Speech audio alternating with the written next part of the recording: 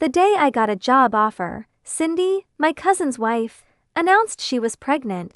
Just as the whole family was celebrating, Cindy suddenly said, "Now that Sierra has found a job, and I'm pregnant, it's going to be inconvenient to live together once the baby arrives. Maybe Sierra should move out." The room fell silent. Seeing that no one agreed, Cindy backed down a little. "If you insist on staying, fine. But you'll need to pay $10,000 a month for living expenses. But the house we're living in now is mine, and the money we use comes from me, who should really be paying whom?" Part 2. This house had been my parents' marital home. Every tree and room designed by my mother. I wanted someone to take care of the house while I was away. When Uncle Mark heard this, he volunteered, and so, they moved in and stayed for years. When I started grad school, Uncle Mark and Aunt Linda urged me to move back home, saying they could help look after me.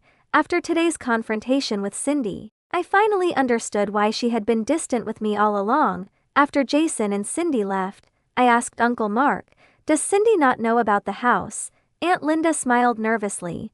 "That's my fault. I told Cindy and her family that the house was ours. You know, Jason's family insisted they wouldn't marry him off unless he had a house. But you know we don't have money, so we had to say the house was ours." I could understand that. Uncle Mark had never been responsible. My parents had arranged several jobs for him, but he never stuck with any of them, always relying on my family's support to start his own. But in recent years, Uncle Mark and Aunt Linda had been good to me. I gently said, "You can only hide the truth for so long. It's better to explain this to Cindy sooner rather than later. If she really needs a house, I have another one I could let them live in." Uncle Mark replied, "Sierra, you've done more than enough for us. Don't worry. I would never take advantage of you." Hearing that, tears welled up in my eyes. "Uncle Mark, we're family. Don't say that." Without Uncle Mark, I would have had no home. With Uncle Mark's assurance, I didn't think much more about the matter. For the next few days, I saw Cindy around the house. She was either giving me cold looks or making passive-aggressive comments while watching TV. Some people really have no shame, living in someone else's house like it's their own. "You can't even kick them out," she would say, clearly directed at me. "Certain people think they're some kind of pampered princess, like everyone adores them. But honestly, people can't stand her." I kept quiet, hoping Uncle Mark and Aunt Linda would handle it. I had just started my new job and was swamped with work. I often stayed late at the office, only returning home long after everyone had gone to bed. One night, I came home earlier than usual, but it was already dark. The house was silent as everyone had gone to sleep. I quietly made my way upstairs, wanting nothing more than to collapse on my bed, but the moment I lay down, I heard a sharp scream. Ouch!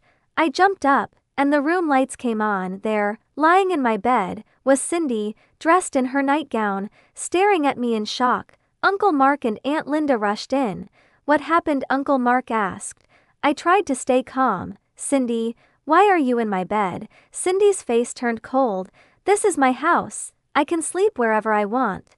I frowned, confused and irritated. Aunt Linda pulled me out of the room, trying to smooth things over. "Sierra, I forgot to tell you, Cindy moved into your room this afternoon. She said she wanted to enjoy the sunlight through the large window." My room, which my mother had designed especially for me, had a huge floor-to-ceiling window. When the sun rose, the room would be filled with light. In the winter, it was the warmest and coziest spot in the house.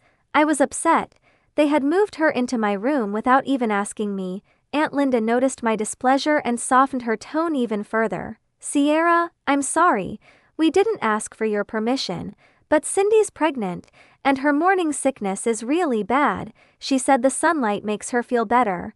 I had friends who were pregnant. I knew pregnancy could make women act strangely because of hormonal changes. Uncle Mark came out looking frustrated. "What is going on here? Everyone gets pregnant, but no one behaves like this. She can't just take over your room. Cindy needs to move out of there." I quickly intervened. "It's fine, Uncle Mark." Uncle Mark had always been protective of me, no matter what happened.